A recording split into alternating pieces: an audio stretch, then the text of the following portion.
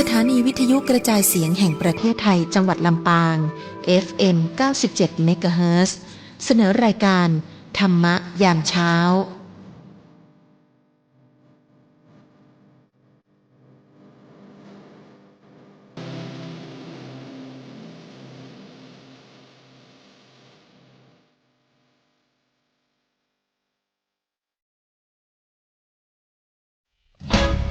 ปานาติปาตาเวรมณี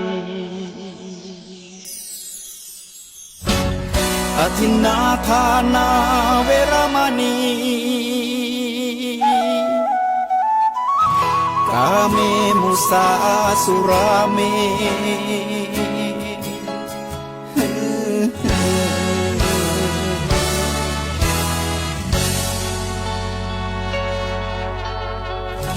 ศีลคือข้อห้ามธรรมคือข้อให้พุทธองค์ตรัสไว้ชี้ทางใจให้ภาคเพียรเบญจศีลเบญจธรรมท่องจำสมัยเราเป็นนักเรียนธรรมะไม่เคยแปรเปลี่ยนแต่เรายังจำได้มาทวงคำมันหมู่บ้านศีลห้าคือเป็นพันธะชาวพุทธทุกคนทั่วไทยสำนักพุทธขับเคลื่อนธรรมจุดเทียนสว่างที่กลางหัวใจสังคมจะร่มเย็นได้ศีลธรรมในใจต้องมีเบญจศีลว่ายังไงไหนลองท่องมาข้อหนึ่งห้ามฆ่าสัตว์ข้อสองห้ามลักทรัพย์ข้อสามห้ามประพฤติผิดในกามข้อสี่ห้ามพูดเท็จข้อห้าห้ามดื่มสุราแล้วเบญจะทำทั้งห้าว่าอย่างไรในบอกชัดๆอีกทีข้อหนึ่งเมตตากรุณาข้อสองสัมมาอาชีพข้อสามกามสังวรข้อสี่ต้องมีสัจจะข้อห้าสติสัมปชัญญะศีลห้าข้อทำห้าข้อทำใจทำได้สักข้อหรือยังมีศีลสุขล้ำมีธรรมสุขใจวอนพี่น้องไทยช่วยกันใส่ใจจริงจังยุคสมัยสื่อออนไลน์ทั้งโทษโจมตีใจเราทุกทางมีศีลมีธรรมเคียงข้างชีวิตพบทางสุขใจ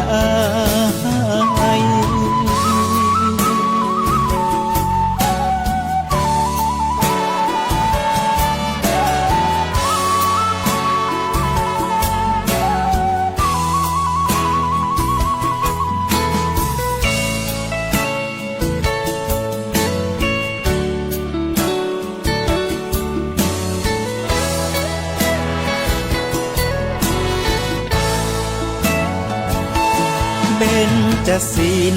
ว่ายังไงไหนลองท่องมาข้อหนึ่งห้ามฆ่าสัตว์ข้อสองห้ามลักทรัพย์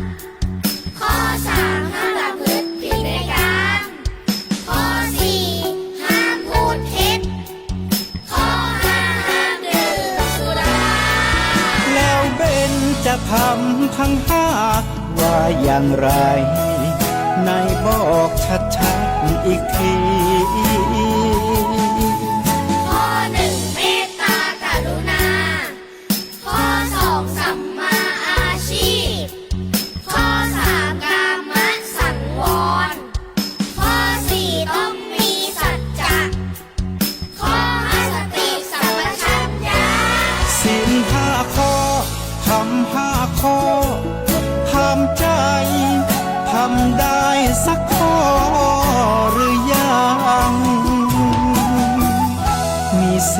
สุขล้ำมีธรรมสุขใจวอนพี่น้องไทยช่วยกันใส่ใจจริงจังยุคสมัยสื่อออนไลน์ทั้งโทรโจมตีใจเราทุกทางมีศีลมีธรรมเคียงข้างชีวิตพบทางสุขใจมีศีลมีธรรมเคียงข้างชีวิตสมปรารถนาทุกหมู่บ้านรักษาศีลห้าสังคมน่าอยู่อย่างยืน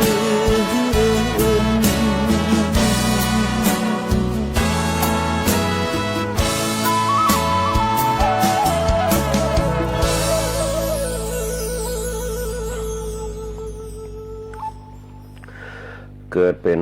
มนุษย์สัตว์โลกโลกาย่อมมีชราโรยแรงแก่เท่าเป็นธรรมดา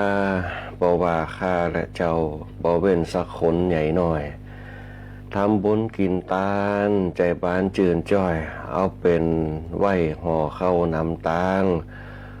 วัดวาบ่ละพระธรรมบ่จางนะมันเพียวหนตางไปวันละน้อยไปวันละน้อยก่อนเลยนายเฮยก็ขออนุโมทนาถวายความเคารพขอบคุณกับกำข่าวในเจ้าวันศุกร์วันนี้นะฮะกับหลวงพ่อพระครูอุดมสุริทัศน์เจ้าวัดศรีภูมิมาตาส้มปล่อยเจ้าหน้าตำบลตุงฝายนะเจ้าหน้าตำบลตุงฝายนะอำเภอเมืองจังหวัดลำปางนะที่เปิดคือกำข่าวมาเพื่อแผ่เจือจานให้กับคณะสัทธาญาติโยมหลายได้หับอารมณ์แห่งอารยธรรมเนี่ยจารีตประเพณีบ้านเฮากำข่าวกำจ้อยกำซ้อต่างๆนะเป็นหลักเงาต้นตระกูลของหมู่เฮาทั้งหลายเพื่อเอาไว้เสริมเติมแต่งอารมณ์ในการดำเนินชีวิตของหมู่เฮาทั้งหลายในความเป็นพื้นเมืองล้านนาเฮาคนเฒ่าคนแก่คนทั้งภาคกลางทั้งภาคอีสานภาคใต้ก็ฟังได้เปิดฟังออกนะฮะก็ไปดื่มด่ำกันเป็นอารมณ์ไตเติ้ลหรือว่าอารมณ์บทเบื้องต้นในเจ้าวันนี้นะอากาศเย็นๆเนี่ยพอดีเปิดพัดลมไปด้วยกับสีคนหนาวลุกนะก็เลยปิดพัดลมเนี่ยในช่วงธรรมะยามเจ้าในวันนี้นะก็ถวายความเคารพหลวงพ่อเจ้าคณะจังหวัดลำปางหลวงพ่อรองเจ้าคณะจังหวัดหลวงพ่อเจ้าคณะอำเภอหลวงพ่อรองเจ้าคณะอำเภอหลวงพ่อเจ้าคณะตำบลหลวงพ่อเจ้าวาดพระเนรเถรน้อยทุกรูปทุกตนขออาราธนาปั่มเปงบารมีสังฆรัตนะในเจดีย์วัดต่างๆที่เปิดได้ทำไปตั้งแต่ตื่นเจ้ามาทำวัดสวดมนต์กวาดลานวัดเที่ยวบิณฑบาตเพื่อแผ่กับคณะสัทธาญาติโยมทั้งหลายคนที่ฮู้จักธรรมะบารมีจะฮู้จักการสืบสารการเชื่อมโยงการสืบต่อฌานบารมีกับสังฆรัตนะธรรมรัตนะพุทธรัตนะเพื่อแผ่ให้จิตหมู่เฮาทั้งหลายให้เกิดฌานบารมีที่เข้มแข็งในการดำเนินชีวิตปกป้องคุ้มครองรักษาเสริมพุทธคุณที่เฮาห้อยพระห้อยหยังไปในการดำเนินชีวิตเพื่อให้เกิดบารมีเพื่อให้เกิดอานิสงส์เพื่อให้เกิดผลในการดำเนินชีวิตโดยฌานบารมีที่เป็นกำลังภายในให้เกิดญาณให้เกิดญาณหรือว่าวิญญาณแห่งความรู้สึกในการดำเนินชีวิตให้เป็นพลังเฮาในวันนี้ต่อสู้กับในวันนี้คือได้โดยเฉพาะปัญหาอุปสรรคความทุกข์ต่างๆในการดำเนินชีวิตเฮาอันนี้ก็ขอปั๊มเปงบารมีพระสงฆ์องค์ข้าเจ้าเฮาตัวให้กับคณะสัทธาญาติโยมทั้งหลายเพื่อให้เป็นพลังการผลักดันขับเคลื่อนบอกว่าจะเป็นตานะบารมีศีลบารมีภาวนาบารมีคือเกิดพลังภายในคือมีอายุมันยืนยาววันยุวันนะสุขะพละนี่แหละเป้าหมายแห่งญาณพลังที่เขาไปถึงนั่นได้ก็เขาจะต้องสร้างพลังไม่ใช่ว่าสร้างปุ๊บได้ปั๊บเขาต้องเดินไปตามสายฌานเหมือนกับไฟฟ้าเนี่ยมันจะจุปุ๊บอยู่ที่บ้านเขาอยู่ที่แม่หม้อปุ่นอยู่ที่พลังงานปุ่นก็จะมาเป็นหลอดไฟขึ้นมาได้แล้วก็แสงสว่างขึ้นมาได้มันมีองค์ประกอบกันปัจจุบัน กินปุ๊บลงต้องปั๊บเหมือนปัจจัยต้องมีพลังของมันก่อนนะเชื่อมโยงกันเกิดความละเอียดอ่อนขึ้นมาจึงเป็นแสงสว่างให้กับหมู่เฮาทั้งหลายอย่างเช่นปัญญาเขาก็จะเกิดขึ้นได้ก็ต้องมีพลังภายในพลังแห่งสติก่อนจะเป็นพลังสติก็คือพลังที่เขาสร้างขึ้นมาหนึ่งกว่าปีติเนี่ยที่เขาจะสร้างขึ้นมาเขาถึงจะได้พลังงานนะเขาจะว่าทีอินวันทูอินวันทีอินวันที่เขาได้เหมือนกับกาแฟแต่ก่อนเขาจะต้อง1 ตักกาแฟ2ใส่น้ำตาล3ข้าวฟีเม็ดกินกันมาตั้งแต่หนุ่มถึงใหญ่พอมาถึงประเดี๋ยวพวกไขมันเนี่ยกินมาได้มาต้องกินกาแฟดำเนี่ยอย่างเป็นต้นนะมันขึ้นอยู่กับสภาวะร่างกายหรือว่าเครื่องยนต์ของเขาถ้าเครื่องยนต์ของเขาตับไตไส้พุงเขาทำงานดีสะอาดพลังสะอาดปุ๊บร่างกายเขาก็แข็งแรงเขาจะแยกอะไรคือมันสะอาดกายก็คืออาบน้ำนะพระเจ้านี่โคมเอาไว้นะสั้นงอบๆเงียบๆนะอาบน้ำเอาไว้นะแต่พลังภายในนี่แหละตื่นเจ้ามาเนี่ยแน่นอน1เขาได้โอโซนมาจากความเย็นจากธรรมชาติ2ได้อารมณ์ก็คือ1อารมณ์แห่งสติที่เขาได้ไปอย่างน้อยคือเขาได้ฟังนะโสตะก็คือหูหรือว่าเสียงเขาได้ฟังไป2สติเนี่ยเขาสงบมือใดฟังแล้วก็สงบไปนั่งมีสตินั่งมีสัมปชัญญะก็คือกึดไปนะกึดไปบางคนอาจจะฟังเสียงแต่กึดไปเรื่องงานนะเป็นต้นเปิดร้านเปิดจองนะเมื่อมีสติดีปุ๊บสัมปชัญญะดีนะรู้สึกตัวนะระลึกได้นะเขาก็ทำงานได้อย่างแม่นยำตาเขาจะพอไปทั้งอื่นแต่มือเขาก็ไปตัวแต่ถ้าสติมันตกใจมันวาบมันก็ย่างคือบาดมือเขาได้นะอันนี้เป็นต้นอยู่ที่สติของเขาเส้นตรงเส้นหนึ่งก็คือสติของเขาเหมือนกับลูกศรที่เขาจะโกงขันสอนยิงเป้าหมายไปไหนวันนี้นั่นแหละเขายิงปุ๊บถ้าเขาง่างนักปุ๊บเนี่ยมันอาจจะหักได้แต่เราง่างเพราะมันปุ่งไปตามกับร่างเขามันกับปักไปตามเป้าหมายแต่สติจะเป็นตัวกำหนดสัมปชัญญะก็คือตีเขาทรงตัวอยู่ได้นะอันนี้เป็นต้นคณะสัตยาติโยมทั้งหลายเดี๋ยวเขาจะมาอู้กันในเนื้อหาสาระธรรมต่างๆที่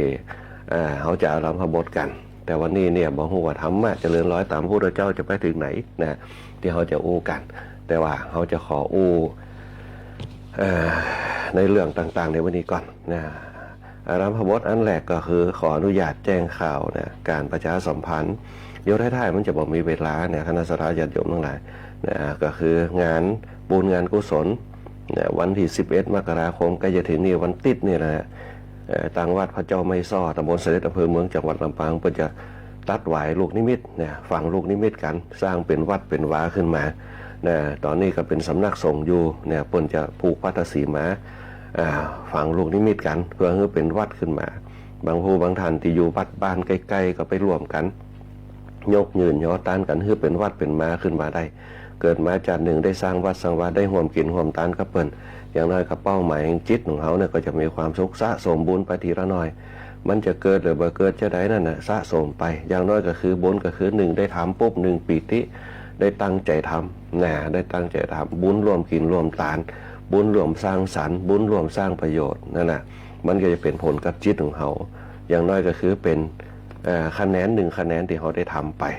นะก็คือวันอาทิตย์ที่11 มกราคมเพิ่นจะฝังลูกนิมิตกันสร้างเป็นวัดขึ้นมาในเวลาบ่ายโมงนะฮะงานเพิ่นก็จะเริ่มตั้งแต่วันที่9วันนี้นะเริ่มตั้งแต่วันที่9วันนี้เป็นต้นไป9 โมงเป็นต้นไปเพื่อจะนะอนุโมทนานะอนุโมทนาเจ้าภาพกฐินนะฮะเจ้าภาพกฐินกันเนี่ยเที่ยงก็จะรับประทานอาหารกลางวันทุ่มก็จะพุทธาภิเษกสมโพธินะลูกนิมิตกันแล้วก็วันเสาร์วันที่10เนี่ยเพิ่นจะเปิดโอกาสให้ปิดทองแล้วก็พระป่าหอวัดต่างๆเข้ามาร่วมงานกันวันที่11ก็จะส่งน้ำพระธาตุนะพระเจ้าไม่สอตลอดถึงส่งน้ำประจำปีไปตัวให้ปิดท้องลูกนิมิตไปตัวนะชมซอพื้นเมืองเก่งวัชรินทร์นะวันชัยเชียงคำนะเมืองน่านนะไปฟังซอด้วยนะได้ดื่มด่ำอารมณ์นันทนาการไปแล้วก็3 โมงก็ตั้งนิมิตกันเนี่ยบ่าย3 โมงก็จะแห่นาครอบโบสถ์พิธีอุปสมบทหมู่อันนี้ก็คืองานวัดพระเจ้าไม่ซ้อนะวันที่15เนี่ยงานวันที่15 มกราคมก็จะเป็นงานว่าจะทำบุญทักษิณานุปทาน เนื่องในโอกาสครบรอบ30 ปีแห่งวันละสังขารของหลวงปู่ครูบาเจ้าเกษมเขมโกก็30 ปีนะในวันที่15 มกราคมเวลา9 นาฬิกาเป็นต้นไปเพิ่นจะมีพิธีทำบุญทักษิณานุปทานอุทิศให้กับหลวงปู่ครูบาเจ้าเกษมเขมโกของเราในวันที่15 มกราคมที่จะถึงนี่9 นาฬิกาเป็นต้นไปต่อมาเป็นงานของวัดตาเขาน้อยงานวัดตาเขาน้อยวัดตาเขาน้อยเดี๋ยวเอาไว้เนี่ยงานวัดพระเจ้าท่านใจก่อนนะว่าพระเจ้าท่านใจวันที่26 มกราคมวันที่26 มกราคมเนี่ยงานวัดพระเจ้าท่านใจเนี่ยทำบุญประเพณีประจำปีสงน้ำพระธาตุไหว้พระเจ้าท่านใจวัดพระเจ้าท่านใจนี่ก็คือเป็นพระเจ้าศักดิ์สิทธิ์ที่อยู่มาเหมือนหลวงพ่อพระครูพุทธิธรรมโสภิตเปิ้นกับพยายามบูรณะซ่อมแซมเปิ้นพยายามที่จะรักษาจารีตประเพณีเอาไว้ไหว้สาพระเจ้าทันใจเขาเป็นวัดหนึ่งในลำปางที่พระเจ้าทันใจเปิ้นจะระมิดโดนจิตโดนใจก็ไปขอพรเปิ้นวัดพระเจ้าทันใจวันจันทร์ที่26 มกราคม 2569เปิ้นจะทำบุญงานประเพณีประจำปีเปิ้นงานก็จะเริ่มวันที่24วันที่24จะเปิดโอกาสให้คณะสัตยาญาติโยมผลเข้านมัสการพระเจ้าทันใจพระบรมธาตุทันใจแล้วก็บูชาวัตถุมงคลวันที่24 25นี่ก็จะประกอบทักษิณานุปทานตานให้กับอดีตเจ้าผู้ของนครลำปางผู้มีอุปการะคุณต่อวัดพระเจ้าทันใจ วัดพระเจ้าทันใจเป็นวัดประวัติศาสตร์เป็นวัดประวัติศาสตร์มีนักรบโบราณบ้านเฮาตัวที่เปิ้นจะอยู่หั่นอันนี้เปิ้นจะมีวัตถุมงคลตัวเปิ้นห้องว่าเป็นนักรบโบราณเฮาที่อยู่วัดพระเจ้าทันใจอาตมาภาพจำชื่อเพิ่นบ่ได้นะอันนี้ก็วันที่25 26ก็จะทำบุญตานออกตานออกวันที่26คณะสัตยาญาติโยมจะรวมทำบุญเป็นเจ้าภาพลงทานก็ติดต่อไปได้ที่วัดพระเจ้าทันใจตำบลบ่อแห้วอำเภอเมืองจังหวัดลำปางต่อไปวันที่2 กุมภาพันธ์จะเป็นงานวัดตาเขาน้อยประเพณีสงน้ำพระธาตุเหมือนกันในวันที่2 กุมภาพันธ์ 2569งานเปิดก็จะเริ่มตั้งแต่วันที่1วันที่วันที่1นี่ก็จะเป็นวันที่31งานเปิดวันที่31เป็นต้นไปกลางคืนกลางวันกลางคืนเนี่ยก็จะมีแห่ผ้าป่าทั้งกลางวันทั้งกลางเช้ากลางวันกลางคืนเพิ่นมีหมดตั้งแต่เวลาเจ้าไปการขวตานต่างๆแล้วก็วันที่2เพิ่นจะตานออกในช่วงตอนเจ้าทำบุญตักบาตรพระธรรมเทศนาแล้วก็จะมีเตศพุทธาภิเษกตัวในวันที่2ในวันที่2คณะสัตยาญาติโยมทั้งหลายในงานของวัดตาเขาน้อยวันที่2 กุมภาพันธ์อันนี้เป็นข่าวสารตั้งบ้านเฮางานประเพณีที่เปิ้นมีดีการนิมนต์มาตัวแล้วก็ประกาศข่าวคือเปิ้นได้รับรู้รับทราบตัวในช่วงธรรมะยามเจ้าตั้งคณะสงฆ์เฮาตั้งคณะสัตยาเฮาที่ฟังรายการธรรมะยามเจ้าอยู่ก็ไปรวมกินรวมตานรวมงานกันได้ตั้งแต่วันที่11งานพวกฝั่งโลกนิมิตวัดพระเจ้าไม่ซ้อวันที่15งานหลวงปู่ครูบาเจ้าเกษมเขมโกของเฮาวันที่26ก็จะเป็นวัดพระเจ้าทันใจวันที่2ก็จะเป็นวัดตาเขาน้อยก็สะสมบุญไปรวมกินรวมตานรวมงานกันในทางพระพุทธศาสนาของเขาแต่ในวันพวกนี้วันเสาร์วันเสาร์นี่เป็นวันของละอ่อนวันของละอ่อนเฮาก็จะมีเนื้อหาสาระเล็กๆน้อยๆให้กับคณะสัตยาญาติโยมคือลูกคือหลานเฮาเปิ้นเป็นวีวันเด็กเนี่ยเขาจะเอาแต่ตั้งความโห่ตั้งแอวตั้งเล่นล่ำไปก็ว่าได้ในยุคปัจจุบันเขาเนี่ยเราเด็กเราอ่อนทั้งหลายเนี่ยเขาก็ต้องช่วยกันอย่างน้อยก็คือน่าจะมีกิจกรรมเปิ้นห้องกิจกรรมในทางวิถีพุทธของเขาตัวทำบุญตักบาตรให้เราอ่อนได้ความจริงมันก็ต้องมีตรงนี้ปลูกฝังตั้งแต่น้อยๆชุมชนต่างๆเนี่ยน่าจะจัดใส่บาตรจัดใส่บาตรเตศเจริญพุทธมนต์อย่างต่างๆให้กับเราอ่อนได้มีส่วนร่วมสร้างขวัญกำลังใจสร้างสิริมงคลตรงนี้ส่วนมากเขาจะปาไปเอวกันเอาของขวัญกันมันต้องเปลี่ยนแนวความคิดสร้างพลังภายในกับพลังภายนอกเขาสร้างแต่พลังภายนอกกินเอวเล่นแต่พลังภายในเขาบ่ได้ปลูกฝังละอ่อนบ่มีไผกึดตรงนี้ขึ้นมาถ้าเขาปลูกฝังละอ่อนฮู้จักธรรมะ มันก็อย่างเนี้ยคือจิตใจมันอ่อนโยนมันจะรู้จักสัมมาคารวะต่อพ่อแม่จะกตัญญูต่อพ่อแม่เพราะธรรมะเป็นเป็นวิธีทำเขาไม่จำเป็นต้องฟังเตะตลอดเวลาเขาใจกรรมวิธีคือภาคปฏิบัติใส่บาตรฟังธรรมปล่อยนกปล่อยปลาในเชิงของศีลห้านี่แหละปานาติบาตอาทินนาทานกาเมสุมิชาจารมุสาวาทแล้วก็สุราเมเขาก็ไปใจวิธีการก็คือไปทำบุญใส่บาตรทำบุญใส่บาตรเพื่อแผ่คือกับสัตว์เล็กสัตว์น้อยปล่อยนกปล่อยปลามันเป็นกิจกรรมของศีลห้าเขาเนี่ยไปเขาปลูกฝังกันไปโดยเฉพาะชุมชนทั้งหลายประธานชุมชนอย่างต่างๆถ้าเนี่ยคือกับหลอนวันนี้มีกิจกรรมตั้งเจ้าทำบุญใส่บาตรป้าลูกป้าหลานมาคือตัวเจ้าได้ปั่นศีลเตาวายตานเจริญสติสมาธิภาวนาสร้าง3อย่างเป็นบันไดเนี่ยเกิดศีลสมาธิปัญญาเมื่อไม่มีทานศีลภาวนาเขาสร้างพลังภายในให้เขาเป็นพลังเป็นตัวเริ่มต้นแล้วเนี่ยคือเกิดสมาธิปัญญาสมาธิคือความตั้งมั่นคือมีธรรมะคือเกิดได้ว่าพ่อแม่เขาเกิดมาเฮามาเนี่ยเพื่ออะไรอย่างเพื่อคือสืบสานวงตระกูลเขาคือสืบเจี้ยสืบสานกันไปสร้างบ่คือวงตระกูลเขาขาดสูญไปวันนั้นตีดินตีบ้านบ่ต้องสูญหายไปคือลูกคือหลานสืบเจี้ยกันไปรักษาตีดินรักษาตีให้ตีนาไว้รักษาบ้านรักษาจ้องสืบวงตระกูลไปนั่นแหละมันจะได้มีธรรมะคือจักกึดไม่ใช่ว่ากึดถึงพ่อถึงแม่อันนี้เป็นเรื่องว่าการมีตานมีศีลมีภาวนาเป็นตัวเป็นพลังขับเคลื่อนเนี่ยเกิดศีลสมาธิปัญญาศีลสมาธิปัญญาก็คือรู้จักใจชีวิตที่มีแนวทางโดยธรรมะนี่แหละว่าเขาจะต้องรู้จักขยันอันนี้คือธรรมะอดทนรู้จักสร้างความสุขกับชีวิตทำดีมีสุขอยู่ดีมีสุขมั่งมีสีสุขอยู่เย็นเป็นสุขนี่แหละคือธรรมะในการดำเนินชีวิตรวมกันของเราแก่เขาในยุคตะกอนเป็นสร้างแบบอีมาเป็นที่มีธรรมะเป็นเป้าหมายอยู่ด้วยกันถึงเท่าถึงแก่รักษาทรัพย์สมบัติให้ลูกให้หลานเป็นต้นโอจากับลูกหลานส่งเสริมให้ลูกหลานให้อยู่ดีอยู่ด้วยกันยังมีความสุขนั่นแหละเป็นมีศีลมีตานมีภาวนาเนี่ยเกิดศีลสมาธิปัญญาแล้วก็เป้าหมายชีวิตคือการดับทุกข์ทั้งหลายเนี่ยเขาปล่อยวางกับสังขารได้ปล่อยวางให้ลูกให้หลานไปอันนี้ก็คือเป็นแนวทางที่เขาอยากจะเขาต้องทำกันต้องทำกันเพื่อบ่ให้มันโลกแตกในวันข้างหน้า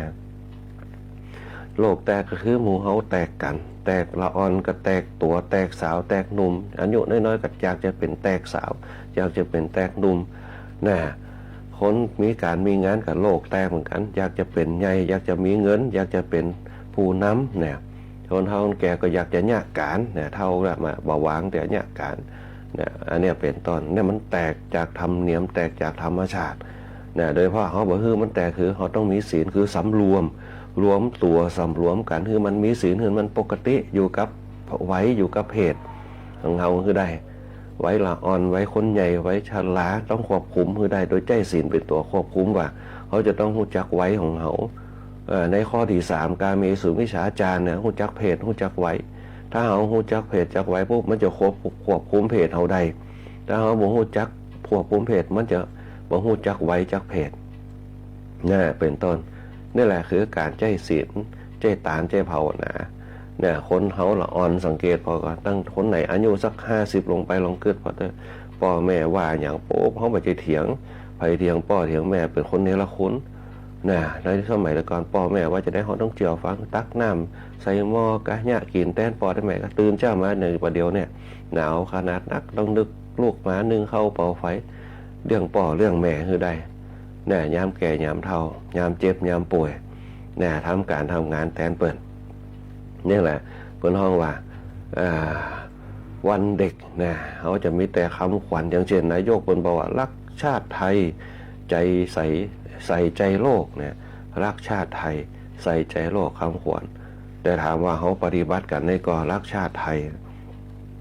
ใจใส่โลกมันกว้างมากโลกเขาใจใส่โลกกว้างขวางมากเพราะฉะนั้นเขาก็เอาไปเป็นแนวความคิดรักชาติไทยฮักชาติคือนักชาติศาสนาพระมหากษัตริย์ฮักคือนักในสังคมละก่อนตักอ่อนปุ๊บเปิ้นจะฮักพระเจ้าอยู่หัวถึงเปิ้นจะเป็นจะได้กระตามเปิ้นเป็นอยู่เหนือหัวเขาต้องเถิดทูนเปิ้น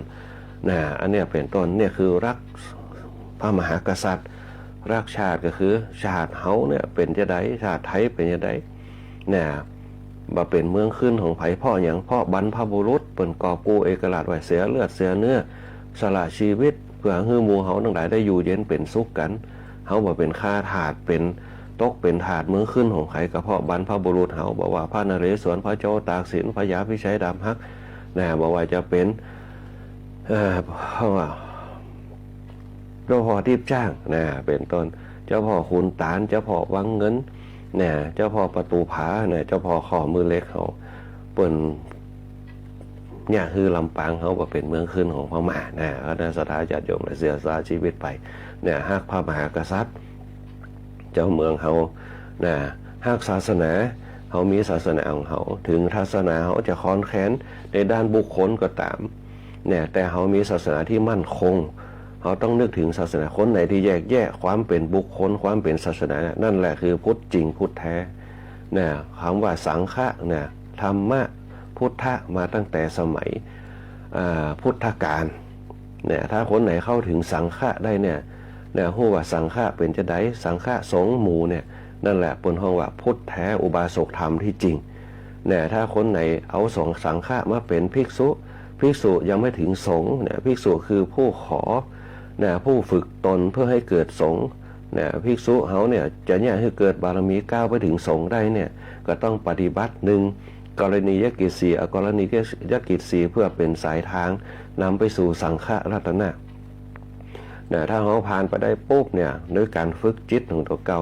เนี่ยให้ความเป็นสมณะผู้สงบเกิดขึ้นเนี่ยให้ความเป็นสงฆ์เกิดขึ้นนั่นแหละเป็นห้องอริยสงฆ์เป็นต้น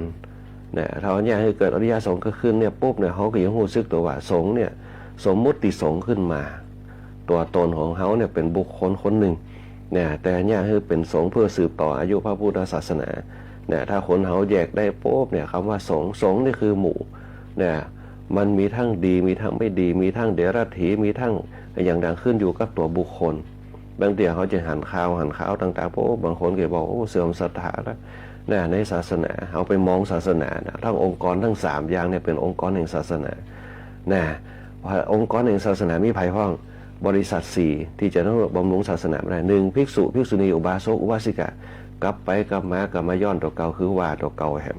เนี่ยแหละคือศาสนาเสื่อมเพราะหยังเสื่อมเพราะพระสงฆ์ไม่ใช่เสื่อมเพราะอุบาสกเสื่อมเพราะอุบาสิกาเนี่ยมันถ้าทั้ง4อย่างมันเสื่อมมันก็จะเสื่อมถ้า4อย่างไม่เสื่อมแสดงว่ามันไม่เสื่อมเพราะศาสนามีองค์ประกอบอยู่นะบริษัท4ที่เปิ่นตั้งไว้พระพุทธเจ้าเปิ่นตั้งสาขาเอาไว้ในภิกษุภิกษุณีอุบาสกอุบาสิกาถ้าภิกษุเพียงพร่ำภิกษุณีก็เข้าเสริมภิกษุณีเพียงพร่ำปุ๊บอุบาสกเข้าเสริมอุบาสกเพียงพร่ำก็คือภิกษุณีเข้าเสริมอุบาสิกาเข้าเสริมเพราะฉะนั้นบริษัท4เนี่ยมีทั้ง พระสงฆ์องค์ข้าเจ้าผู้ทรงศีล8ศีล5ต่างๆครอบคลุมอยู่มันขึ้นอยู่กับตัวบุคคลมันทำสามารถจะเลือกได้โดยเพราะสังคมในยุคปัจจุบันเนี่ยเขาจะให้ได้ยินข่าวนักบางคนก็ว่าเสื่อมละมาอยากจะทำบุญละอันเนี้ยก็ขึ้นอยู่กับจิตของแต่ละคนว่าเข้าถึงศาสนาจริงไหมถ้าเขาเข้าศาสนาจริงปุ๊บนั่นแหละคือพระสงฆ์เขาต้องมุ่งเน้นในจิตเขาทำบุญทำทานเพื่อพระสงฆ์คืออริยสงฆ์อริยบุคคลอริยสงฆ์หรือว่าสาวกของพระพุทธเจ้าตั้งแต่อดีตจนมาถึงปัจจุบันเขาถ้าเขาทำไปตามศรัทธาของเราธรรมะของอุบาสก1มีศีล2มีศรัทธา3เชื่อเรื่องกรรมบ่เชื่อเรื่องมงคล4ทำบุญในเขตศาสนาไม่ทำบุญนอกเขตศาสนา5เนี่ยมีปัญญานั่นแหละคืออุบาสกธรรมถ้าเขาได้ตรงนี้ปุ๊บนั่นแหละคือเป็นอุบาสกแท้คณะสัตยาติโยมทั้งหลายคำขวัญวันเด็กเนี่ยของท่านนายกเขาเนี่ยจะเป็นรักชาติไทยใส่ใจโลกเอาไปเป็นข้อคิดเอานี่ครับเราเอารักชาติไทยแล้วก็ในหลวงเขาเป็นก็เป็นคืออันนี้เป็นห้องเป็นพระบรมราโชวาทคือกับละอ่อนเขาเป็นก็จะประทานโอวาทประทานโอวาทพระบรมราโชวาทพระบาทสมเด็จพระเจ้าอยู่หัวเนื่องในงานวันเด็กแห่งชาติปี 2569เพิ่นบอกว่าเด็กๆทุกคน เด็กๆทุกคนเนี่ยควรทำความเข้าใจให้ถูกต้องว่าวินัยเนี่ยไม่ใช่เพียงแต่ปฏิบัติตามกฎข้อบังคับแต่คือความสามารถในการควบคุมตัวเก่านั่นแหละคือศีลนั่นแหละอันจะนำมาซึ่งความสุขความเจริญอย่างแท้จริงเนี่ยฝึกฝนตนเองให้เป็นผู้มีวินัยคนเฮาถ้ามีศีลปุ๊บมันจะมีวินัยเนี่ยหันกับคณะสัตยาญาติโยมละคนเฮาถ้ามีศีลเป็นเบื้องต้นเนี่ยมันมาจากภายในเนี่ยมันมาจากภายในเนี่ยเขาจัดระเบียบมือจัดระเบียบเท้าจัดระเบียบสมองเนี่ยเพราะฉะนั้นเขาต้องต้องวิเคราะห์ไปตัวคนเฮาถ้ามันมีศีลควบคุมวินัยไม่ได้เนี่ยถ้าคนเขามีศีลจะควบคุมวินัยได้ไงว่าเขาจะเบาของเขาจะแบบไปคุยเขาเนี่ยจิตเขามันมาอยู่แล้วมีศีลสำรวมเนี่ยบ่ฮือไปเนี่ยเขาเปิ้นจะว่าจะได้ก็ตามปล่อยของเปิ้นไปคนเขามีสิทธิ์ว่าได้แม้แต่พระเจ้าเป็นปูนเป็นอย่างปากแดงเผืออย่างว่าเนี่ยเป็นธรรมดาต้นไม้บ่ได้อย่างว่าโลดบ่ได้ก็อย่างว่าก้อนดินบ่ได้อย่างว่าเนี่ยมันอย่ามาเกิกนี่เนี่ยบางเสียงก้อนดินขี่มันเตี่ยเขาเดินกายไปเหี้ยมันก็มีแต่สติเขาดีเขาไปหย่ำมันพันแลบแป๊ดมองเจ็บแข้งขึ้นมาก็ไปโตดินขี่เนี่ยคณะสัตยาญาติโยมทั้งหลายที่บนบอกว่าลำไม่ดีโทษปีโทษกองถ้าเขาบอกประมาทเขามีสติอยู่ตลอดเวลาเขาก็ไปสะดุดตรงนั้นได้การฝึกฝนตนเองให้เป็นผู้มีวินัยเนี่ยจึงมีคุณประโยชน์อย่างยิ่งคนที่ทุกคนเนี่ยจะได้ฝึกหัดปฏิบัติจนเป็นปกตินิสัยเนี่ยแหละคือเขาต้องมาทบทวนใหม่ว่าสังคมเขาทุกวันนี้ต้องการอะไรอย่างภายนอกมันมีหมดเนี่ยสิ่งที่เขาต้องการแม้แต่โทรศัพท์เนี่ยได้ทุกสปะทุกอย่างจะกินก็สั่งหันใดจะถามก็โอนเงินเขาได้แต่ถามว่าทุกคนที่โดนหลอกเนี่ยโอนเงินไปพิษเนี่ยอย่างบางคนเนี่ยไปกาดจะซื้อของ10 บาทต่อรองเปิ่นเหลือ9 บาทก็มีแต่พอในสั่งของออนไลน์ปุ๊บเนี่ยเงินรูดไปจังมันเตอะเนี่ยบางเตี่ยซื้อของพิษปะตรงปกกับสละไปเหียขี้ข้านตัวถั่วส่งไปแหมเสียงกาเนี่ยเสียงหนักกว่านั้นกันเนี่ยเป็นต้นเพราะฉะนั้นเนี่ยคณะสัตยาญาติโยมหลายเปิ่นห้องว่าศีลเนี่ยเป็นตัวควบคุมภายในวินัยเป็นตัวควบคุมภายนอกควบคุมภายในให้ดีควบคุมภายนอกให้ดีแล้วเขาจะบ่ประมาทเพราะนั้นเนี่ยเราเด็กเราอ่อนทั้งหลายเขาจะต้องช่วยกันเนี่ยคนใหญ่เนี่ยจะต้องช่วยกันดูแลในอย่างที่อาตมาภาพได้กล่าวไว้ตอนต้นว่าเขาไปได้สร้างพลังภายในให้เราอ่อนมันก็มีความคิดเป็นของตัวเก่าเพราะวินัยหรือว่าศีลไปได้ควบคุมจิตใจเขาเมื่อขอโทษคุบจิตใจเขาวินัยในการกระทำต่างๆมันจึงเป็นความคิดของเขาเองเนี่ยบางครั้งจะบ่เจือพ่อแม่ยิ่งพ่อแม่บัดตันเกมเขาโป๊ะบ่เคยเจือละไปเจือเปื่อนไปเจือมือถือเนี่ยเล่นเกมวันค่ำเปิ้นหูฟังซีรีส์อย่างต่างๆเนี่ยใจโทรศัพท์ไปหาเปื่อนหาฝูงเนี่ยติดต่อกันโดยที่เขาบ่ฮู้ก็มีนั่นเนี่ยเป็นต้นนั่นแหละคือบางอย่างเนี่ยถึงจะมีโทรศัพท์ก็ตามแต่เขาต้องเตือนต้องใจเขาเพื่อมันเป็นประโยชน์ถ้าใจมันเป็นประโยชน์ควบคุมเวลาการเล่นกันอย่างพวกมันจะยากคือชีวิตเขาดำเนินชีวิตไปได้ดีการเล่นโทรศัพท์เนี่ยโดยตีแบบมีการควบคุมเนี่ยจะยากให้เขาเนี่ยเป็นห้องว่าสมาธิสั้นเป็นอารมณ์2 ขั้วบางแต่เล่นเกมงดงิดพ่อแม่เข้าไปหาปุ๊บกระโชกหกหักใส่พ่อใส่แม่พ้องเป็นอารมณ์งดงิดเป็นห้องอารมณ์2 ขั้วเนี่ยพออารมณ์2 ขั้วปุ๊บเนี่ยจะเป็นคนพ้นห้องว่า จะเป็นอารมณ์ก้าวร้าวขึ้นมาได้เพราะฉะนั้นเนี่ยจะต้องระมัดระวังหู้คึกว่าเพิ่นจะประกาศให้เป็นการเล่นโทรศัพท์นั่นจะยากคือ1สมองเนี่ยพัฒนาการเนี่ยเป็นอารมณ์ที่เป็นห้องว่าอารมณ์ที่เป็นของตัวเองใส่อารมณ์ไปตัวความรู้สึกนั้นจะเป็นพฤติกรรมจะเป็นนิสัยเพราะฉะนั้นเนี่ยต้องหาวิธีการให้ได้อันนี้ขึ้นอยู่กับที่บ้านดูแลกันยิงพ่อแม่เอาละไว้ฮื้อย้ายโป๊บเนี่ยจะลำบากหน่อยหนึ่งย้ายบัดทันเกมของกว่าเราออนมาอยู่ตัวเอาโทรศัพท์ฮื้อเล่นฮื้อใจของอย่าเป็นต้นเพราะนั้นต้องระมัดระวังอย่างอาตมาภาพเนี่ยมีเนนมาอยู่ตัวมีหลานติดเกมติดอย่างเนี่ยเขาก็ฮื้อมันเล่นเป็นเวลาแต่ฮื้อท่องสวดนี่พื้นเดียวจำได้เป๊ะแต่เขียนหนังสือบางงามเนี่ยเขียนหนังสือบางงามคือคิดเลขบ่เคยเป็นแต่ท่องจำได้แสดงว่าสติปัญญาเขามีแต่ว่าการฝึกคือเขียนเนี่ยมันบ่เกิดเราอ่อนเลยเขียนหนังสือบ่เคยถูกกันบางทีเพิ่นก็สอนด้วยคอมพิวเตอร์สอนด้วยโทรทัศน์เราอ่อนซ้ำไปใหญ่นี่แหละปัญหาโลกแตกในวันข้างหน้า เนี่ยโลกจะแตกกันละออนจะสื่อสารว่าเป็นอย่างโดยเฉพาะภาษากรรมเดียวจะเป็นภาษากรรมใหม่ๆไปจะเป็นกรรมภาษาไทยตีอูจากกันเนี่ยเป็นมึงเป็นกูเป็นคิงเป็นหาเนี่ยสมัยแต่ก่อนละออนต้องคับต้องผมคนใหญ่อู้อย่างต้องคับต้องผมต้องมีสัมมาคารวะพฤติกรรมนิสัยนั่นแหละสังคมไทยในอดีตแต่สังคมไทยในยุคปัจจุบันละออนบัดต้อยตามจารีตประเพณีละ นะจะไปตามสังคมที่มันเปิดเผยนักขึ้นที่เขาจะบาปิดเขาจะบาสงวนล่ะเป็นต้นในยุคปัจจุบันเขาประเพณีไทยเขาก็เริ่มจะล้วนกัดก่อนไปเพราะฉะนั้นเนี่ยก็ต้องใส่ใจตัวในเรื่องนี้เพื่อให้จารีตประเพณีอันดีงามเนี่ยมันเกิดขึ้นในสังคมบ้านเขาอย่างเช่นในหมู่บ้านจะมีคณะกลุ่มหนุ่มสาวตั้งกิจกรรมกันขึ้นมาโดยเฉพาะเอาวัดเอาวาเป็นตีจังตีเปิงเป็นศูนย์รวมจิตใจจัดกิจกรรมบอกว่าจะเป็นฮีตเข้าเดิมในงานประเพณีต่างๆตั้งกลุ่มตั้งอย่างขึ้นมาในสังคมนั้นกลุ่มละอ่อนกลุ่มวัยรุ่นมีสังคมหนึ่งที่อาตมาภาพหันใจเพิ่นจะมีกลุ่มละอ่อนเยาวชนธรรมะเนี่ยขึ้นมาเดี๋ยวในกลุ่มหนุ่มสาวกลุ่มแม่บ้านกลุ่มป่อบ้านขึ้นมาจัดกิจกรรมกันโดยที่บ่ลืมในเรื่องของศีลธรรมเลยเนี่ยสังคมนั้นมีเหตุเก่าๆเกิดขึ้นบอกว่าจะเป็นแห่ปาดบอกว่าจะเป็นสะล่อซ้อซึ้งบอกว่าจะเป็นจ้อยซ้อต่างๆมีขึ้นมาเพราะฉะนั้นเขาต้องต่วยกันอนุรักษ์ไว้สืบสานประเพณีและวัฒนธรรมไปอันนี้แหละวันพุ่งนี่ก็จะเป็นวันเด็กวันเด็กอาตมาภาพเนี่ยไฟฝันว่าอยากจะให้มีในเรื่องของจริยธรรมคุณธรรมเข้ามาคือกับละอ่อนนักคือละอ่อนเนี่ยมีจิตใจที่อ่อนโยนมีระเบียบวินัยบางแสดงอาการกระด้างกระเดืองต่อผู้รักผู้ใหญ่ในสังคมบ้านเฮาถ้าเฮาทำจะอีได้ปุ๊บเนี่ยมันจะเป็นสังคมที่งดงามอย่าอยู่ด้วยกันอย่างเปิ้นฮ้องว่าในอนาคตข้างหน้าบ่ต้องหวาดระแวงกันบ่ต้องเปิ้นฮ้องว่าอยู่กันห่างเหิน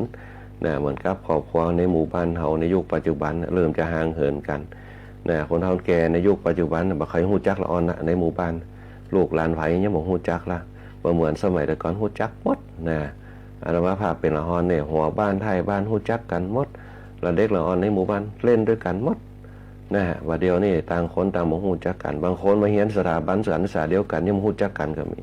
นั่นแหละคือความเปลี่ยนแปลงของโลกอันเนี้ยก็เนี่ยคือคนเขาขาดความสัมพันธ์กันขาดความเป็นสหธรรมิกรวมกันขาดความมีน้ำใจซึ่งกันและกัน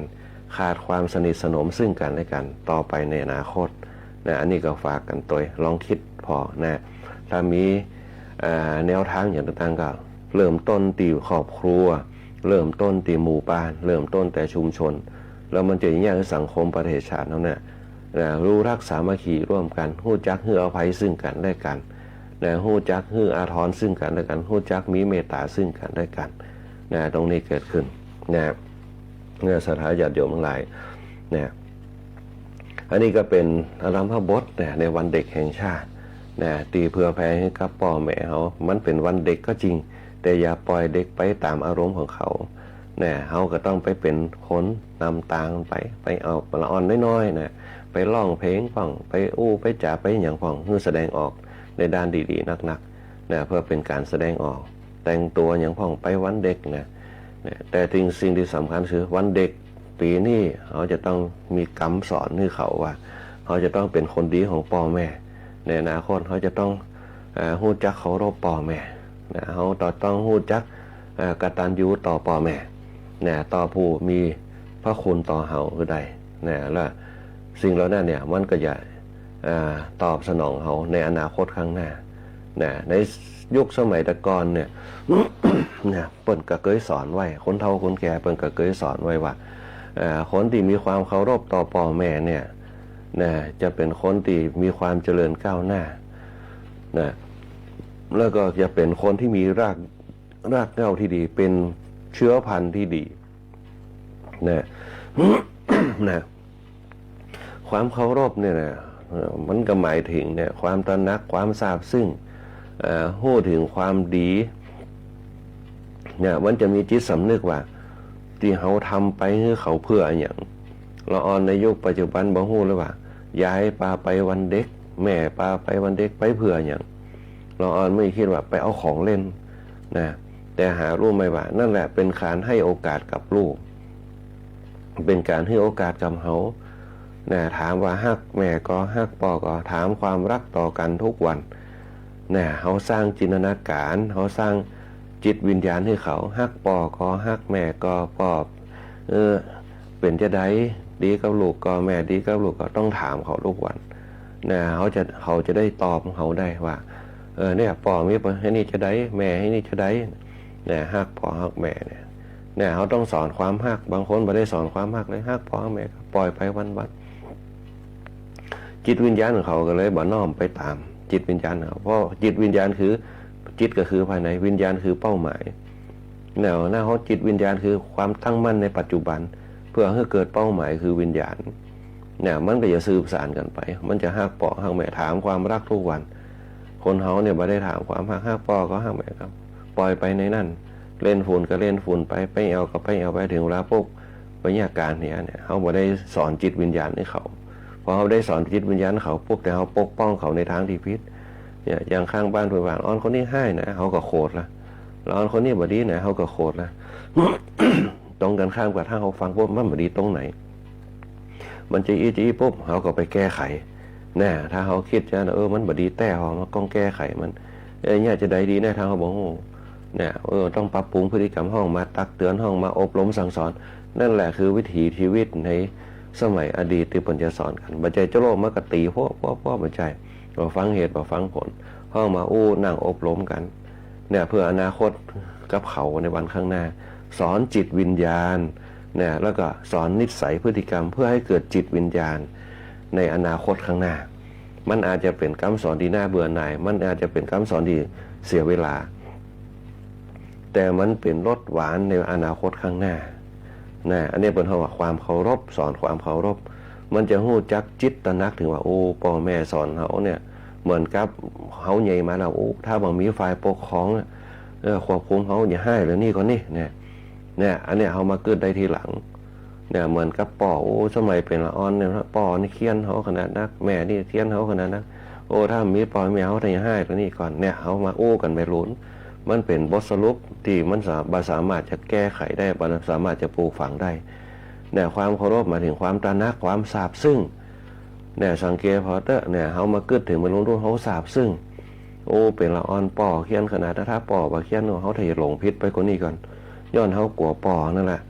เนี่ยป่อนี่มีไว้อย่างมีไว้คนเขาไม่ไผ่เนี่ย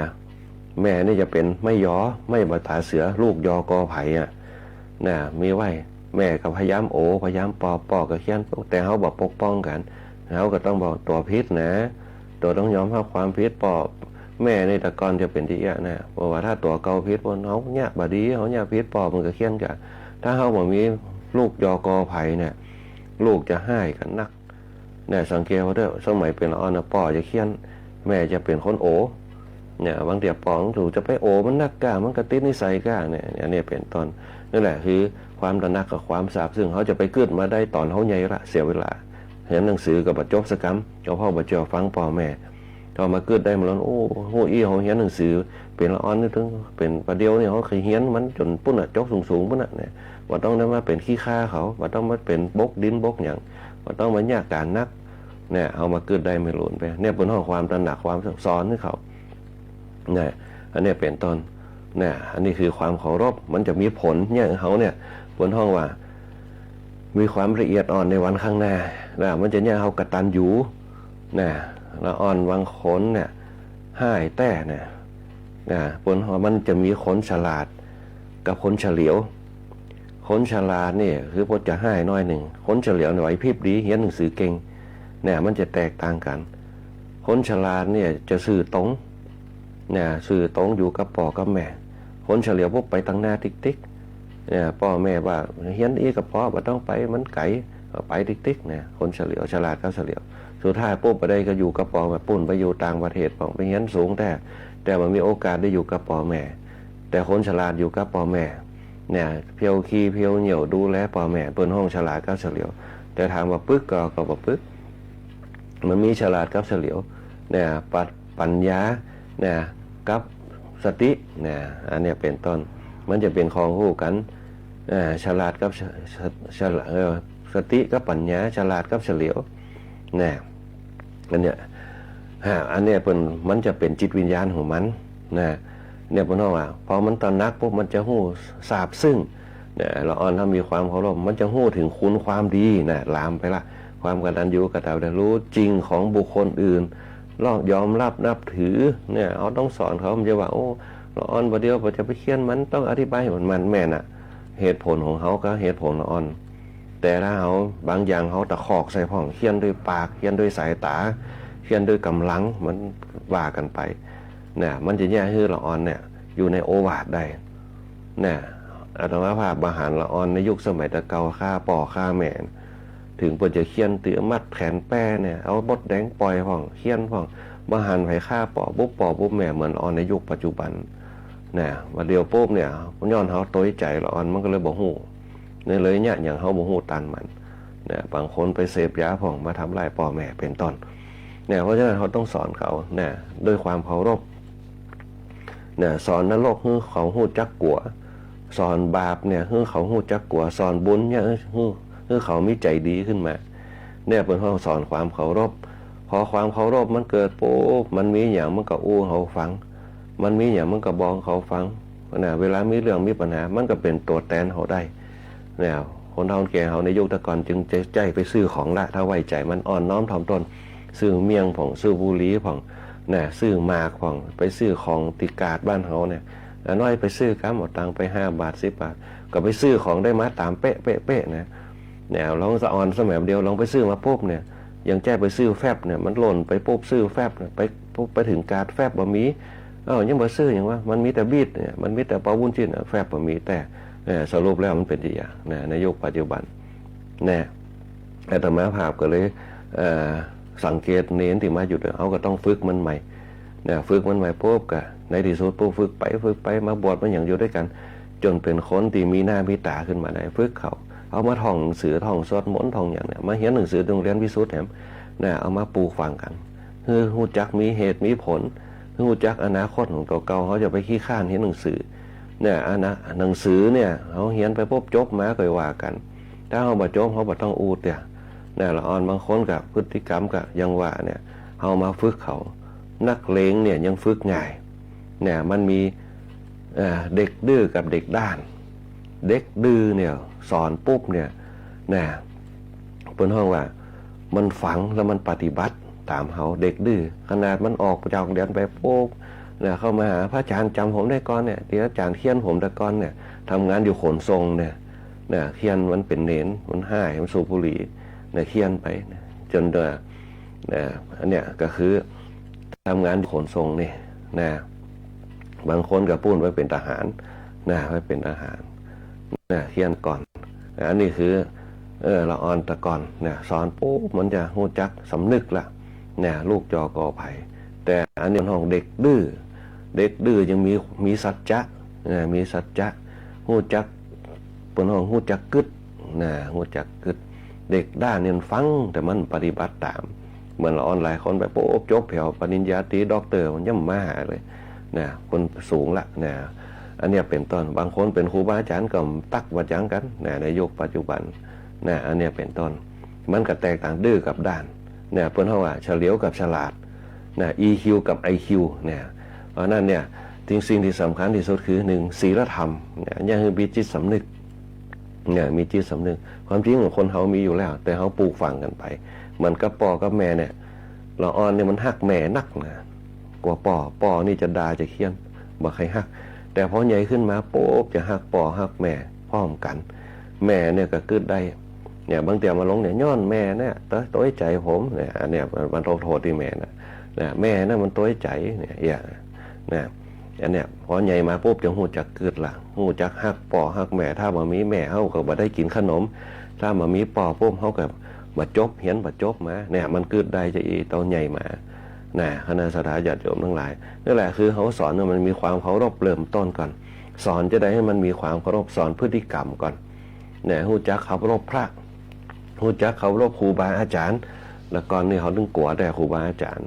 ตู้เจ้าพระสงฆ์เนี่ยเขาก็ถึงเก่งแต่เนี่ยมีกลัวครูเก่งพระ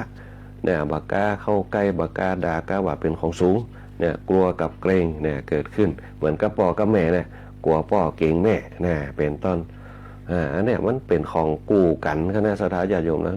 มันอยู่ที่ช่องว่างระหว่างสิ่งนั้นเหมือนกับขั้วบวกกับขั้วลบเนี่ยขั้วบวกกับขั้วลบขั้วบวกเป็นไฟแต่ถ้ามีขั้วลบมันก็มีประกายเนี่ยอันนี้เป็นต้นเพราะนั่นเนี่ยการสอนสร้างความดีคณะสัตยาโยมทั้งหลายเขาจะต้องช่วยกันสร้างเนี่ยถ้าปล่อยอย่างเดียวก็บ่ได้ปล่อยให้ย้ายก็บ่ได้ปล่อยให้แม่เขาเนี่ยต้องไปกู้กันเนี่ยเวลาเขาจะทำอย่างก็ตามนั่นแหละการสร้างความเคารพเหมือนกับเขาจะสร้างให้ละอ่อนมีความเคารพเนี่ยหนึ่งพระไอ้ก่อนสังเกตเขาเด้อคนเอาแก่บางคนปาละอ่อนไปใส่บาตรเอาไว้ละอ่อนมันก็เอาใส่บาตรมันก็ใส่บาตรนี่อันนี้พระเนี่ยเขาต้องไหวเขาต้องเขาจะไปเล่นเปิ่นนักเนี่ยเขาก็สอนไปนี่มีความเคารพเนี่ยพอมันมีความเคารพปุ๊บมันก็ปลูกฝังทีละน้อยทีละน้อยทีละน้อยเปิ่นห้องปลูกฝังสันดานเนี่ยสันดานกับนิสัยเนี่ยสันดานมันดีแต่มันมั่นคงนิสัยมันก็จะเกิดตามมาต่อไปมันก็อย่าไหวของมันจะลองสอนละอ่อนน้อยพอแต่เนี่ยตู้เจ้าก็ตู้เจ้าพอมันหน้าปุ๊บเนี่ยตู้เจ้าหมาเนี่ยจะได้เขาก็สอนต่อไปมันหันปุ๊บหันตู้เจ้าไหวสาธุมันก็ไปตามคนเดียวของมันเนี่ยเป็นห้องสอนจิตวิญญาณนะคณะสัตยาโยมทั้งหลายเนี่ยมันก็จะปลูกฝังมันไปทีน้อยทีน้อยทีน้อยหนึ่งเขาเอาผ้าส่งก่อนเนี่ยมันมีบนห้องหวานมันมีสิ่งที่เนี่ยคือละอ่อนได้จิตตั้งมั่นจิตตระหนักเนี่ยมันมีอยู่7ประการที่เขาจะสอนมัน1พระสงฆ์เนี่ย2พระธรรม3พระพุทธ4การศึกษา5ชีวิตนะอันนี้เป็นต้นสอนไปตามถ้ามันหู้ความเคารพตรงนี้แล้วปุ๊บเนี่ยมันจะเคารพในชีวิตของมันพอเคารพปุ๊บมันจะตั้งมั่นเนี่ยตั้งมั่นไปกับปอกับแม่กับพระสงฆ์จะกับสังคม2มันจะบ่ประมาทถ้าเราสอนได้ตรงนี้เนี่ยมันจะประมาทมันจะหู้แล้วป่อแม่เอาสอนไปจะไปขี่รถเร็วเนี่ยจะไปต้อยเปื่อนตีปลาไปบดีนะจะไปใจสุรุ่ยสุร่ายจะไปเล่นเกมนั่งเนี่ยมันจะกึดของมันเองถึงมันจะบอกฟังเขาก็ตามแต่จิตมันตกไปละกับกำอูของเขาสุดท้ายแล้วปุ๊บมันก็จะเปิดคนเปิดห้องว่าเปิดโอกาสให้กับตัวเก่าเขาต้องเจียวฟังป่อแม่เขาต้องเจียวฟังสังคมเขาต้องเจียวครูบาอาจารย์นั่นแหละคือการสร้างองค์รวมแห่งการสร้างความดีเกิดมาจากความเคารพนั่นเองนะวันนี้นะคณะสัตยาญาติโยมหลายก็เอามาฝากให้กับคณะสัตยาญาติโยมในการบนห้องว่าเขาจะปลูกฝังละอ่อนในยุคปัจจุบันละอ่อนทั้งหลายก็เช่นเดียวกันเขาต้องเกิดถึงว่า1พ่อแม่ที่เกิดเขามาไม่ใช่เป็นเรื่องง่ายนะเป็นเรื่องที่ยากก่อนจะเกิดมีลูกมันก็เกิดแล้วเกิดแถมอยากจะมีลูกสืบครอบครัวก็บางคนก็จะบอกว่าเอามีลูกแล้วพวกกลัวมันให้มันด้านนะสมัยวันเดียวเหมือนสมัยแต่ก่อนตีให้ตีน้ำเขามันจะมีเนี่ยอันนี้เป็นต้นกว่าจะเกิดมามันจะง่ายนะกว่าจะบางคนก็บอกว่าอยากจะมีลูกสืบสกุลในลูกสืบสกุลขึ้นมาเนี่ยละอ่อนเขาต้องกำหนดถึงกว่าจะเกิดขึ้นมาได้ปุ๊บอยู่ในต้องแหมอยู่ในต้องแหมกี่เดือน7-8 เดือน9 เดือนก่อนจะกินอะไรยังก็ลำบากจะนอนก็ลำบากจะไปไหนก็ลำบากจะขึ้นที่สูงก็บ่ได้ทำงานนักก็บ่ได้เนี่ย9 เดือนก็จะอยู่ได้ดูในต้องนะเขาต้องสอนให้มันมีจิตสำนึกเขาจะไปเกิดว่ามันเป็นเรื่องเล่นสอนมันรู้จักบุญคุณเขานะวันหน้าตัวก็จะเป็นที่ชีวิตคนเขาตัวเป็นแม่หญิงตัวก็เป็นต้องเนี่ยตัวก็จะหู้ละวันหน้าเป็นจะได้ผ่องมีลูกเป็นจะได้นะตอนนี้เขาม่วนเวลาเขามีครอบครัวปุ๊บเขาจะทุกอย่างเป็นละอ่อนมันม่วนหมดพอใหญ่ขึ้นมาไหนจะทำการทำงานมามีการวิ่งแม้นก็มีสตังค์มามีสตังค์ก็จะตุกแล้วเนี่ยอันนี้เป็นต้นต้องสอนเขาได้วิถีชีวิตเนี่ยเพื่อจะให้เขาดำเนินทางในวันข้างหน้าเพื่อจะได้กำจัดอุปสรรคอย่างต่างๆไปได้คือเขามีสตินะคณะสัตยาญาติโยมหลายเดี๋ยวเขาจะมาอู้กันในวันต่อไปในธรรมะยามเจ้าในเรื่องนี่แล้วก็ในเรื่องของเจริญร้อยตามพุทธบาทของพระพุทธเจ้าพระปุณณะเขาไม่ได้อู้กันสักคำพระปุณณะนะที่เป็นลูกของพระปุณณะมันตานีบุตรนะที่เป็นลูกของมันตานีนะเอาไปได้อู้กันสักคำเดี๋ยวเขาจะไปอู้กันในวันต่อไปนะวันนี้ก็ขอฝากธรรมะเพื่อให้กับละเด็กละอ่อนเพื่อให้กับลูกหลานเขานำเอาไปเป็นจิตวิญญาณของตัวเก่าแล้วก็ปฏิบัติพ่อแม่เป็นลูกที่กตัญญูต่อพ่อแม่เป็นลูกที่กตัญญูต่อพ่อแม่ต่อชาติต่อศาสนาต่อพระมหากษัตริย์ต่อบุคคลรอบข้างเขาและจะยังให้ชีวิตเขาเนี่ยมีความงดงามอยู่ตลอดเวลานะวันนี้นะ ก็ขอเจริญพรกับทุกคนทุกท่านโดยที่เข้ามารวมรับฟังรายการธรรมะยามเจ้านะหลายผู้หลายท่านที่เข้ามาว่าจะเป็นคุณโยมสง่านะร่มแม่น้ำวังนะที่เข้ามาในรายการธรรมะยามเจ้าคุณโยมอาเม่งพ่องนะที่เข้ามาสู่รายการธรรมะยามเจ้าในวันนี้แล้วก็คณะสัตยาญาติโยมหลายผู้หลายท่านที่เข้ามาในรายการธรรมะยามเจ้าเนี่ยคุณโยมประนอมคุณโยมราวันคุณโยมสมพรคุณโยมสง่าคุณโยมอุศรีคุณโยมแดงหวานคุณโยมนพดลคุณโยมแสงเดือนคุณโยมวันดีคุณโยมบวรคุณโยมธนชาคุณโยมมนชนกคุณโยมแอดคุณโยมนวลศรีคุณโยมจันทาคุณโยมคำมวลคุณโยมแม่อัมภัยตัวนะออกกำลังกายไปตัวนะได้2อย่างเลยที่อินวันทูอินวันนะฟังวิทยุไปตัวนะคุณโยมล่าคุณโยมอารีคุณโยมมะลิแก้วคุณโยมสุชาติคุณโยมทีบาบิลอนคุณโยมเอราวัณคุณโยมทีคุณโยมสุภาวดีคุณโยมกัญญาคุณโยมแม่เพ็ญศรีตัวแล้วก็คุณโยมแม่พี่สมัยคุณโยมอัมพันธ์แล้วก็โยมบัวศรีคุณโยมสมสายคุณโยมแสงจันทร์คุณโยมจันทร์คำคุณโยมจันทร์นะแล้วก็คุณโยมธินกรคุณโยมสุภาพรโยมสมัครคุณโยมแม่ที่ว่าหวานตัวที่เข้ามารวมรับฟังรายการธรรมะยามเจ้าในช่วงตอนเจ้านี่คุณโยมยงยศคุณโยมนพดลนะคุณโยมบุญเที่ยงคุณโยมศรีเรียนคุณโยมอัมพันธ์คุณโยมบวรคุณโยมสายสมรนะคุณโยมสุภาพดีคุณโยมสมัครคุณโยมชัยมงคล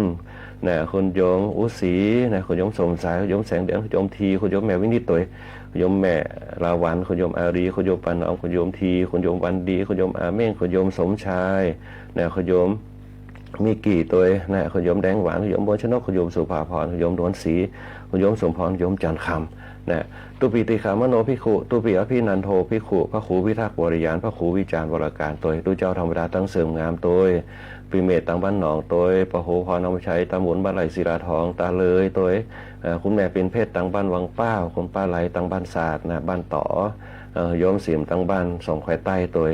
เนี่ยที่ฟังรายการธรรมะยามเจ้าคุณแม่สุรีตังบ้านตรงหัวจ้างคุณแม่โบไข่เนี่ยบ้านตรงหัวจ้างฟังรายการธรรมะยามเจ้าอยู่คุณแม่สรวยตังบ้านแทบเทริยาตัวแล้วก็คุณแม่ป้านันทวดีตัวที่ฟังรายการธรรมะยามเจ้าเนี่ยคณะสัตยาญาติโยมตังวัดประตูต้นพึ่งตัวคณะปฏิบัติธรรมนะที่ฟังรายการธรรมะยามเจ้าอยู่ทุกเสียงทุกสายที่เข้ามารวมรายการธรรมะยามเจ้าของทุกคนทุกท่านจะมีแต่ความสุขความเจริญมีอายุวันนะสุขะพละปฏิภาณธนสารสมบัติทุกที่พาราธิการหิมากล้าขึ้นกล้าแม่นไขมันอายุวันโนสู้ขังบาลังทุกคนทุกท่านวันนี้อาตมาภาพพระครูบุญปริยัติยากรพร้อมครับช่างต่อนะวาทีร้อยตีอาทิตย์วันณวารีควบคุมภาพควบคุมเสียงขอเจริญพรลากับคณะสัตยาญาติโยมเอาไว้แต่เพียงเท่านี้โอกาสหน้าก่อยมาโป๊ะปากันในวันนี้ก็ขอเจริญพรติดตามรับฟังรายการธรรมะยามเช้าได้ใหม่ในวันและเวลาเดียวกันนี้ทางสถานีวิทยุกระจายเสียงแห่งประเทศไทยจังหวัดลำปาง FM 97 MHz